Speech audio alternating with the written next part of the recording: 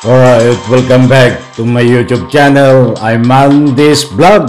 Ito, talagang matindi, mainit, marami huwang nag-aabang tungkol dito sa matinding pag-aristo kay Kibuloy. Naku po, ay medyo abuti na ho ito ng 2 linggo.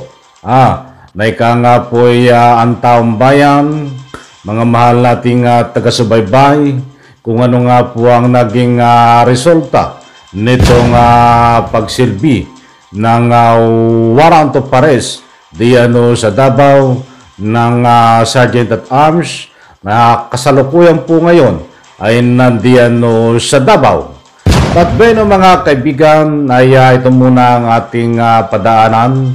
Ang ika nga po dito sa ibabahagi ko sa inyong counting video clips ay huling-huli, ulitin ko, huling-huli itong si Kibuloy dito sa gulong ng video na hindi po siya nagsasabi ng totoo. Sa madaling salita, siya po ay nagkakaroon ng pagsisinungaling. Hindi po ito fake news. Bibigyan ko po kayo ng kaukulang resibo sapagkat kung mapapansin nyo po, ay siya daw ho di umano ay biktima ng pagigipit ng gobyerno, ng ating pamahalaan, at kaya nga ayaw niyang umattend diyan sa hearing sa Kongreso. Dito po sa usapin ng SMNI ay ayaw po niyang umatin dahil hindi po niya daw pag-aari ang istasyon na SMNI. Kaya gusto ko rin po sagutin sa inyo at bibigyan ko kayo ng resibo na ang tanong po ng kanyang mga taga-suporta na ika nga po ay nagbibigay din ng kanilang public opinion. Sino nga ba ang nagsasabi ng totoo? Mga kaibigan, ito pong lahat ang ating tatalakayin. Iyan po ang resibo na huling-huli si Kibuloy na nagkakaroon po ng hindi pagsasabi ng totoo. Tatalakayin po natin yan at kung bago pa lang po kayo sa aking maliit pa na YouTube channel, inaanyayahan ko po kayo, please subscribe. Sabay-sabay po nating i-like ang video na ito kung nagustuhan nyo po. Ako'y muling nakikiusap mga kaibigan kung pwede lang. Patapusin po nating panoorin ang kabuuan ng vlog na ito. At nang sa ganon, lubos po nating maunawaan. Kaibigan, samahan nyo po akong panoorin.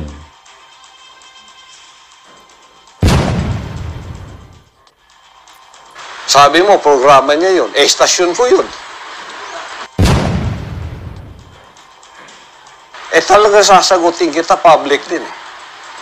Hindi kita babastusin, sasagutin lang kita.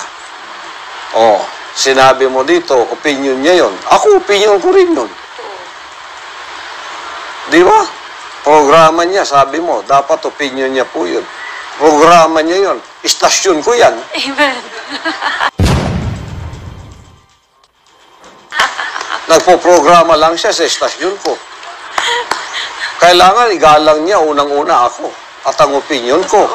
Kung meron man siyang opinion na sarili niya, huwag niyang salungatin ng chairman niya. Kasi hindi naman pagkakampi-kampi kung kanino itong opinion ko. Hindi naman ako binabayaran sa opinion ko.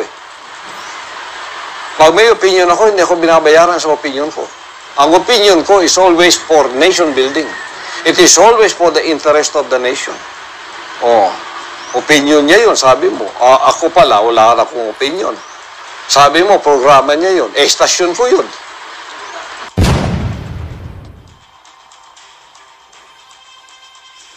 Alright, shoutout po sa lahat at kumusta po kayo? Ngayon po ay araw ng linggo at patapos na po tayo ng pag-celebrate ng mahal na araw.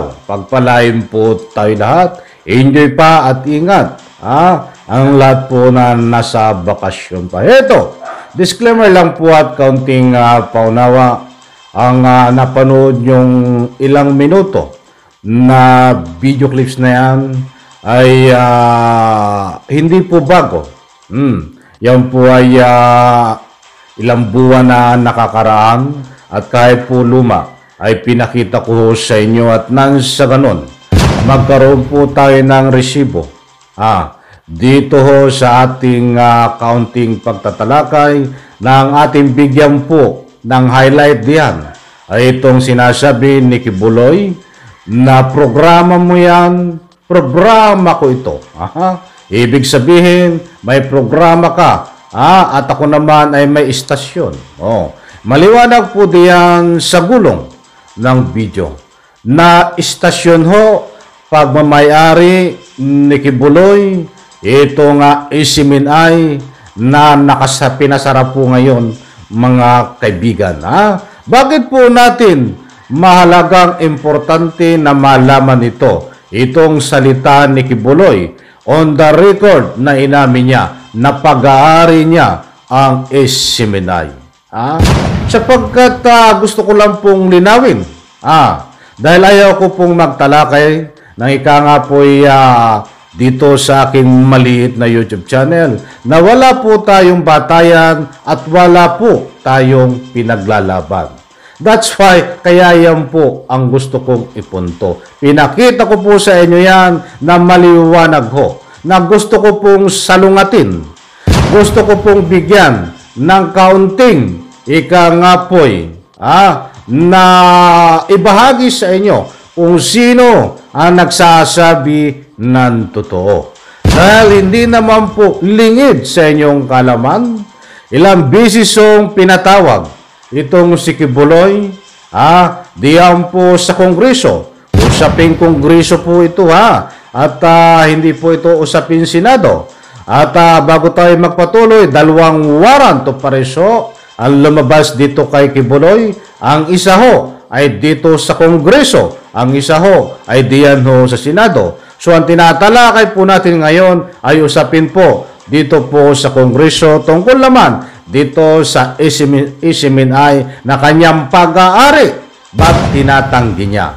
Ang dahilan niya ho ay ginigipit lang siya ng pamahalaan at kahit ang mismo ng kanyang mga tagapagtanggol na mga senador, ang kanyang tagasunod at mismo itong Vice Presidente ng ating bansang Pilipinas ay pinapahiwatig niya sa kanyang pagtanggol dito kay Kibuloy ay ginigipit lang si Kibuloy.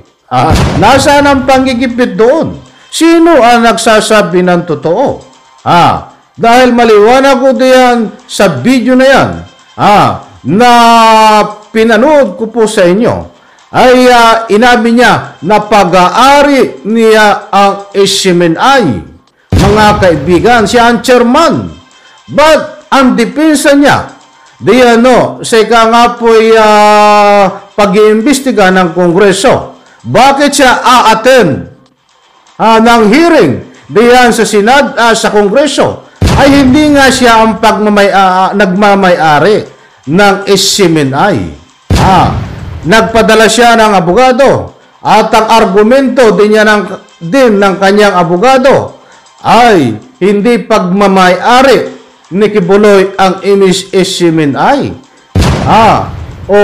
Sino ang nagsasabi ng totoo? Ay nandiyan po ang resibo na siya talagang malinaw na pinanindigan niya na ito pong nasa video na yan na talagang pagmamayari niya ang Isiminay. Bakit sasabihin niyang argumento at katuwiran diyan sa Kongreso kapag pinagpapaliwanag siya ay hindi daw niya pagmamayari? So sa makatuwid, kung tayo po alam ko naman malawak ang inyong pangunawa, ay maliwanag pa po sa sabaw na mainit na nagkakaroon po ng pagsisinungaling kung pagbabatayan po natin ang video na ito.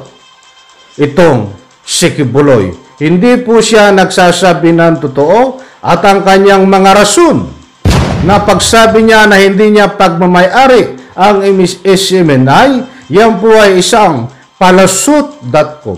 Isang rason na gustong magpalusot subalit hindi po makalusot. That's why inisyuhan po siya ng warrant of arrest galing po diyan ho sa Kongreso, mga kaibigan.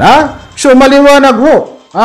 Wala po tayong sinisiraan na nga po'y kapwa dito. Hindi rin po tayo nagagalit dito kay Kibuloy.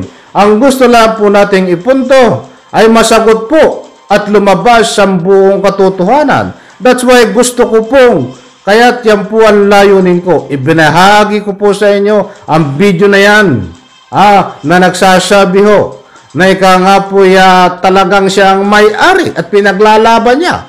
As noon na pinaglalaban niya.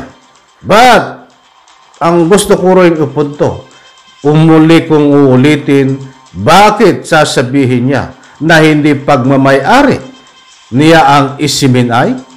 Para lang ba siya makalusot at hindi maimbestigahan? Yan po ay isang pambabastos.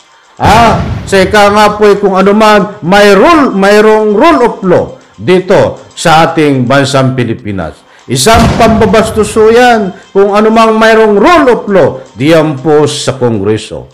At siyempre, yan po ay isang uri ng pagpapaikot sa taong bayan na nga po kung hindi po marunong magsuri, ang sino man ay pwede pong maniwala. Ba't ako po ay nagpapasalamat dahil sa masugid ko mga taga-subaybay, lahat ho na po yan nagbibigay ng public opinion ay hindi po sila naniniwala dito sa palusot ni Kibuloy na hindi niya pagmamayari ay nga po'y isiminay. At datapwat sa puntong ito, ayaw ko kayong paratangan ng anumang fake news. At kahit yung luma na po yung video na yan, ay nagawa ko hong ipakita sa inyo na ang layunin ko po ay magkaroon po ito ng kaliwanagan. Kayo na po ang humusga. Diyan po sa comment section. Nagsasabi nga ba ng buong katotohanan itong si Kibuloy at talagang hindi niya pag-aari ang kanyang ito pong istasyon na isiminay? Ano man ang inyong reaksyon dito sa ating munting tinalakay? Bukas po ang nga po ay comment section.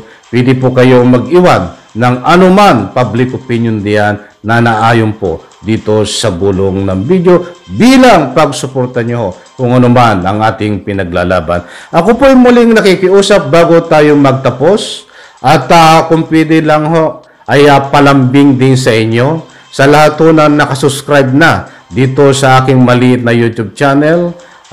Tayo po ay road to malapit na tayong mag 150 150k subscribers. Kung pwede lang ho ay isubscribe nyo din itong aking second channel. Bagong gawa lang po yan at 10 person pa lang ata ang subscribers nun. Kung pwede lang mo, palambing, ako pinakikiusap, pwede nyo pong isubscribe. Nandiyan po ang link, nakapin, diyan po sa comment section. I-click nyo lang po at isubscribe nyo po mga kaibigan. At yan po ay backup channel dito at mga komentaryo din po tungkol ho sa mga kaganapan sa ating bansang Pilipinas, ang laman din po niyan. Muli po, maraming salamat sa lahat ho ng hindi nag-i-skip ng ads. Maraming salamat po sa lahat ho na nagbibigay ng komento. Maraming salamat po. At syempre, isang like po bawat upload na binibigay nyo ho. Maraming salamat po mga kaibigan. Kasama ko na po kayo lahat. Sa nga po kung ano man mayroon po tayo na pinaglalaban tungo po sa nga katotohanan mga kaibigan. Muli po, bye-bye, palakpakan.